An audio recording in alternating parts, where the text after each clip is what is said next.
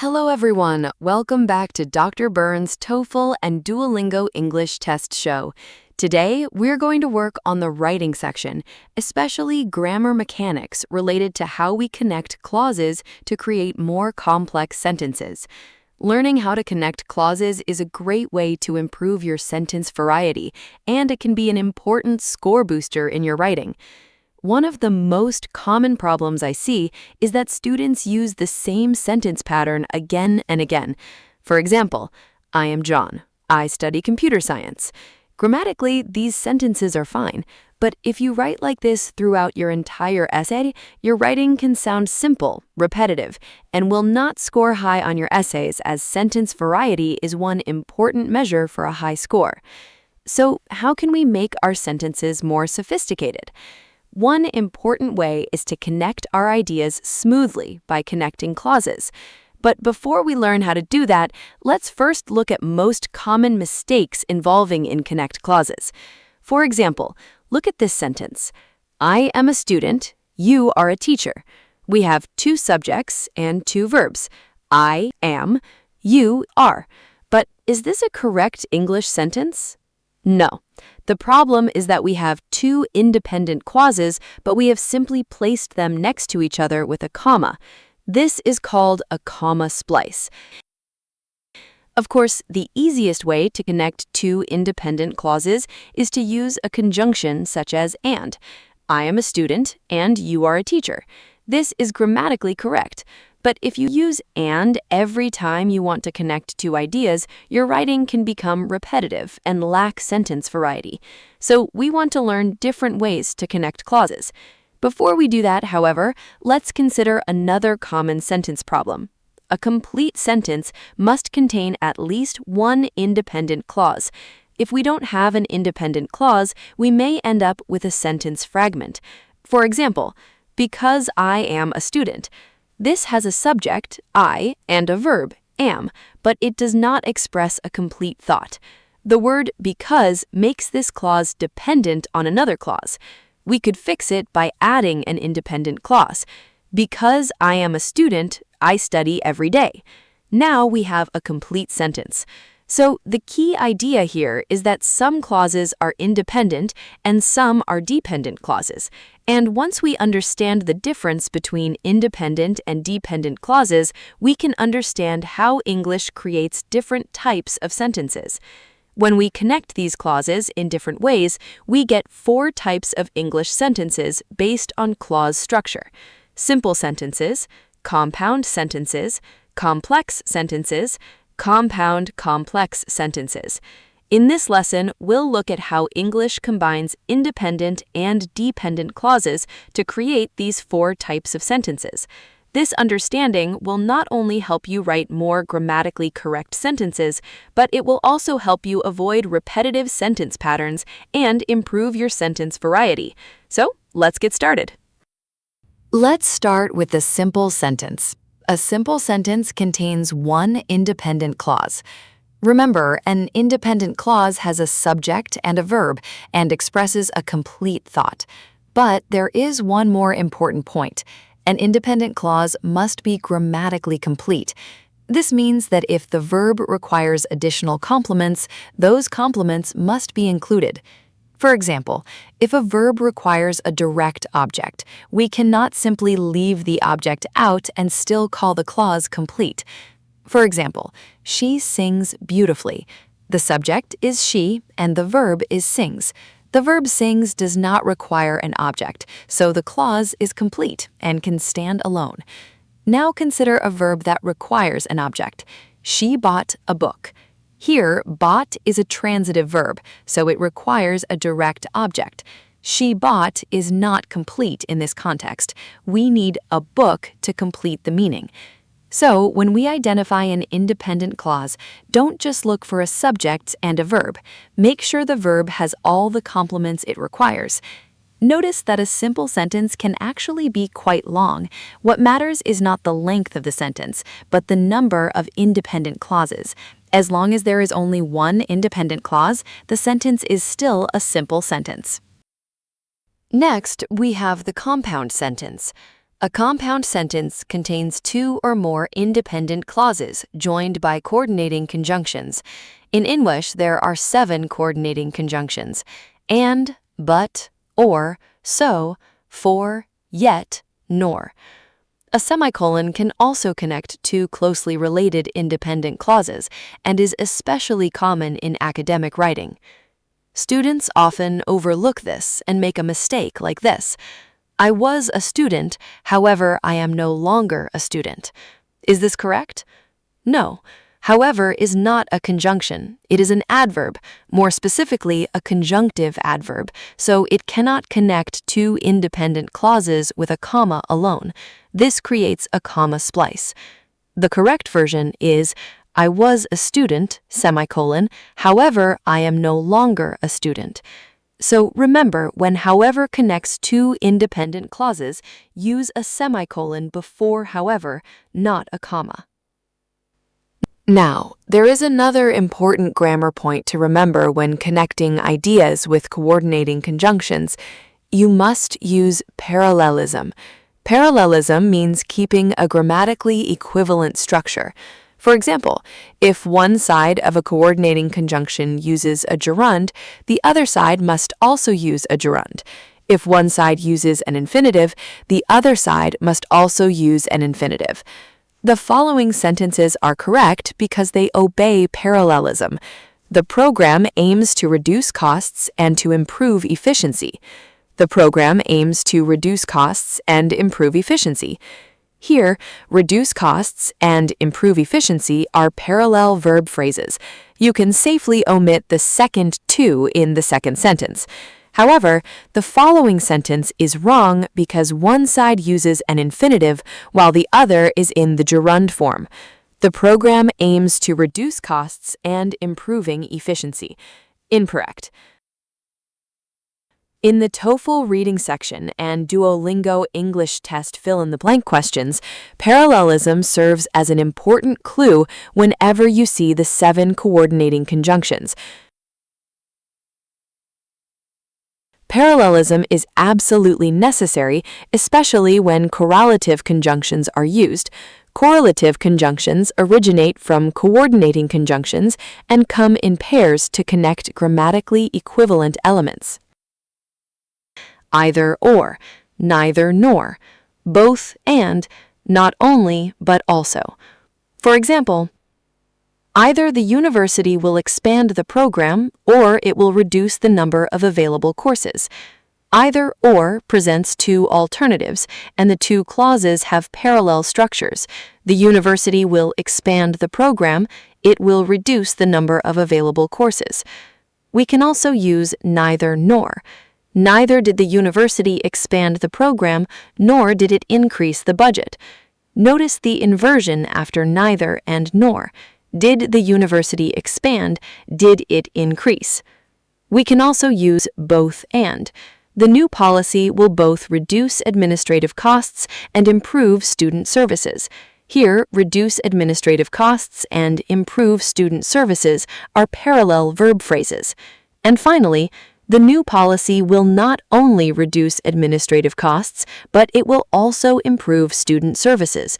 Again, the two ideas are parallel: will reduce, will improve. So when you connect ideas of equal grammatical status, pay attention to parallelism. Now, let's return to the main question: when should we use a compound sentence? Ask yourself, are the ideas in the two clauses equally important? If yes, a compound sentence is appropriate. For example, the university increased tuition, but it expanded its financial aid program. Both clauses can stand alone. The university increased tuition. It expanded its financial aid program. Neither idea needs to be subordinate to the other, so we connect them with the coordinating conjunction but. But what if the ideas are not equally important? Then we may want to subordinate one idea to the other by using a subordinating conjunction, creating a dependent clause. Now let's look at the complex sentence. A complex sentence contains one independent clause plus one or more dependent clauses. A dependent clause, also called a subordinate clause, contains a subject and a verb, but it does not express a complete thought. It cannot stand alone as a sentence. Instead, it depends on an independent clause to complete its meaning. For example, I stayed home because it was raining. The independent clause is I stayed home. The dependent clause is because it was raining. The word because is a subordinating conjunction. It signals that the clause is dependent. Sentence type does not change. Whether the dependent clause comes before or after the independent clause, we still have one independent clause and one dependent clause. Notice, however, that the punctuation changes. When the dependent clause comes first, we normally use a comma. Although the exam was difficult, comma, the students remained calm. When the independent clause comes first, we normally do not need a comma. The students remained calm, although the exam was difficult. Now, why would we use a complex sentence instead of a compound sentence?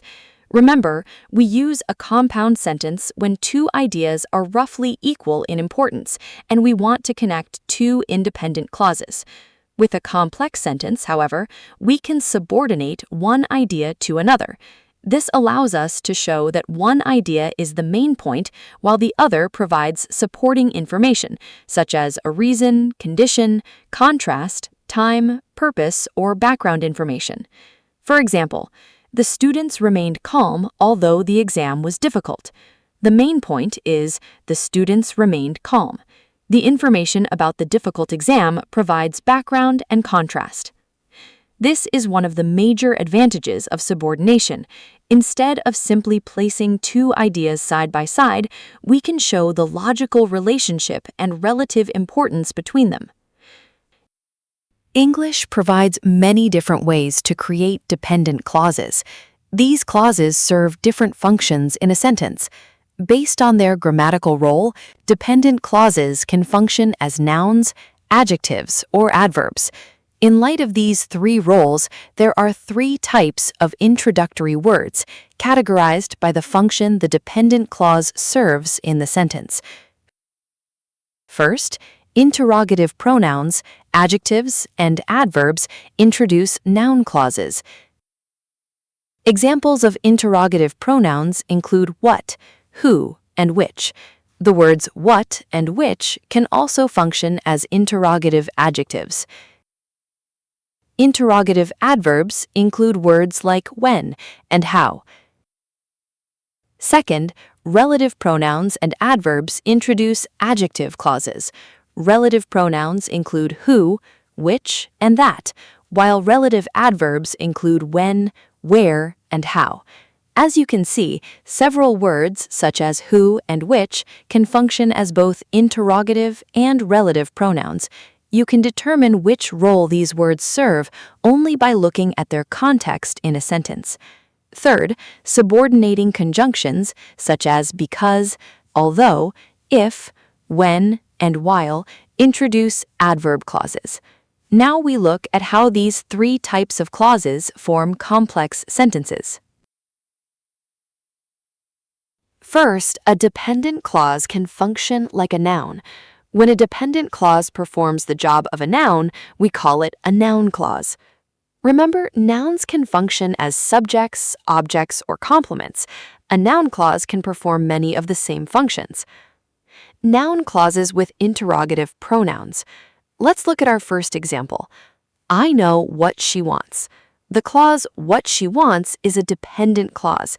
It cannot stand alone as a complete sentence. But what is its function?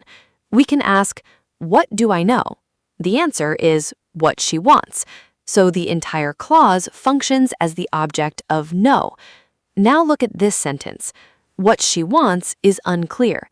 This time, what she wants comes at the beginning of the sentence and functions as the subject. So notice an important point. The same type of clause can perform different grammatical functions depending on where it appears in the sentence. Now let's look at another type of noun clause. I don't know which book he chose. Here, which modifies the noun book, so which is functioning as an interrogative adjective, but we should not confuse the function of which with the function of the entire clause. The entire clause is which book he chose, and this entire clause functions as the object of no.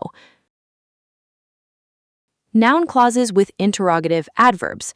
Noun clauses can also begin with interrogative adverbs such as how, when, where, and why. For example, she asked how he fixed the car. The word how tells us the manner in which he fixed the car. Inside the clause, how functions as an adverb. However, the entire clause, how he fixed the car, functions as the object of asked. Here is another example. She asked me when I could visit her. The word when tells us the time, but again, the entire clause, when I could visit her, functions as the object of asked. So remember, the individual word has one function inside the clause, while the entire clause can have a different function in the main sentence. Now let's move to the second major type. A dependent clause can function like an adjective. What does an adjective do? An adjective describes or identifies a noun. Therefore, when a dependent clause describes or identifies a noun, we call it an adjective clause. A more common term is a relative clause. Consider this sentence. The book that you recommended was excellent. What does that you recommended describe? It describes the noun book. Which book? The book that you recommended. So the clause that you recommended is a relative clause modifying the noun book. Now look at another example. The student who won the award is my friend. Which student? The student who won the award. The clause who won the award describes or identifies the noun student. Therefore, it is a relative clause. Relative clauses with relative adverbs. Relative clauses can also begin with relative adverbs, such as where, when, and why. For example, this is the town where I grew up. The clause where I grew up describes the noun town. We can think of it as which town? The town where I grew up. Here is another example. This is the reason why I won. The clause why I won describes the noun reason. So the key idea is a relative clause modifies a noun. Finally, a dependent clause can function like an adverb. An adverb can provide information about time, reason, condition, contrast, purpose, manner, and many other relationships. A dependent clause that performs this type of function is called an adverb clause. For example, we left the park when it started to rain. The clause when it started to rain tells us when we left the park, so it modifies the action expressed by the main clause. We left the park when it started to rain. Therefore, when it started to rain is an adverb clause of time. Now let's look at a clause expressing reason. I am asking since you know the answer. Here, since you know the answer explains why I am asking. In this sentence, since means something similar to because, so the clause gives us a reason, making it an adverb clause. Finally, we have the compound complex sentence. This is a combination of the previous two sentence types. It contains two or more independent clauses plus one or more dependent clauses. For example, because it was raining, I stayed home and my brother watched a movie. Let's break it down. The dependent clause is because it was raining. The first independent clause is I stayed home, and the second independent clause is my brother watched a movie. But the dependent clause does not have to be an adverbial clause. We can also use a noun clause. For example, I know what she wants and my brother knows what she needs. Here we have two independent clauses. I know what she wants, my brother knows what she needs. And each independent clause contains a noun clause, what she wants, what she needs. These noun clauses function as the objects of know. That's all we have for today. I hope this lesson has given you a clearer understanding of how English builds sentences by connecting clauses. If you want to take your English to the C2 level and develop stronger TOEFL and Duolingo English test skills, check out www.nanhybyrnes.com for systematic lessons, practice materials, and test-taking strategies. Keep practicing, keep building those sentences, and I'll see you in the next lesson.